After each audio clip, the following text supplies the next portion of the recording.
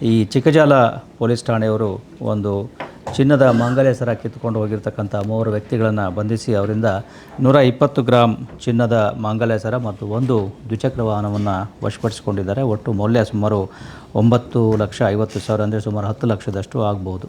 ಇದು ಆಗಿರ್ತಕ್ಕಂಥದ್ದು ಇದೇ ತಿಂಗಳ 15ನೇ ತಾರೀಕಿನಂದು ಈ ಮನೆ ಕಾಂಪೌಂಡ್ ಒಳಗೆ ಹಾಕಿದ್ದ ರಾಗಿ ಚೀಲವನ್ನು ತುಂಬ್ತಾ ಇರುವಾಗ ಯಾರೋ ಅಪರಿಚಿತರು ಹಿಂದಿನಿಂದ ಬಂದು ಈ ಸರವನ್ನು ಕದ್ಕೊಂಡು ಹೋಗಿರ್ತಾರೆ. ಇಬ್ಬರು ವ್ಯಕ್ತಿಗಳು ಬಂದಿದ್ದರು ಮತ್ತು ಚಾಕುವನ್ನು ತೋರಿಸಿ ಸರ ಕದ್ಕೊಂಡು ಹೋಗಿರ್ತಕ್ಕಂಥ ಘಟನೆ ಜರುಗಿರ್ತದೆ. ಅದರ ಒಂದು ತನಿಖೆಯನ್ನು ಕೈಗೊಂಡ ಪೊಲೀಸರು 3 ವ್ಯಕ್ತಿಗಳನ್ನು ಮತ್ತು ಒಂದು ದ್ವಿಚಕ್ರ ವಾಹನವನ್ನು ಪತ್ತೆ ಹಚ್ಚುವಲ್ಲಿ ಯಶಸ್ವಿಯಾಗಿದ್ದಾರೆ. ಇದರಲ್ಲಿ 3 ವ್ಯಕ್ತಿಗಳಿದ್ದು ಅದರಲ್ಲಿ ಇಬ್ಬರು ಜುವೆನೈಲ್ಸ್ ಅಂದರೆ ಅಪ್ರಾಪ್ತ ಬಾಲಕರು ಇದ್ದಾರೆ. ಇನ್ನೊಬ್ಬ ಪ್ರಮುಖ ಆರೋಪಿ ಏನಿದ್ದಾನೆ ಆತ ಈಗಾಗಲೇ MOB ಆರೋಪಿಯಾಗಿದ್ದು ಆತನ ಮೇಲೆ ಈ ಹಿಂದೆಯೂ ಕೂಡ ಅಮೃತಹಳ್ಳಿ ಮತ್ತು ವೈಟ್ಫೀಲ್ಡ್ ಪೊಲೀಸ್ ಠಾಣೆಗಳಲ್ಲಿ ಕೆಲವೊಂದು ಇದೇ ರೀತಿಯ ಪ್ರಕರಣಗಳು ದಾಖಲಾಗಿರ್ತಕ್ಕಂಥದ್ದು ಕಂಡುಬಂದಿದೆ. ಇದು ಒಂದು ಉತ್ತಮವಾಗಿರ್ತಕ್ಕಂತಹ ಪತ್ತೆ ಕಾರ್ಯ. ಇದಕ್ಕಾಗಿ ನಾನು ಚಿಕ್ಕಜಾಲ ಪೊಲೀಸರಿಗೆ 10,000 ರೂಪಾಯಿಗಳ ಬಹುಮಾನವನ್ನು ಕೊಡ್ತಾ ಇದ್ದೇನೆ.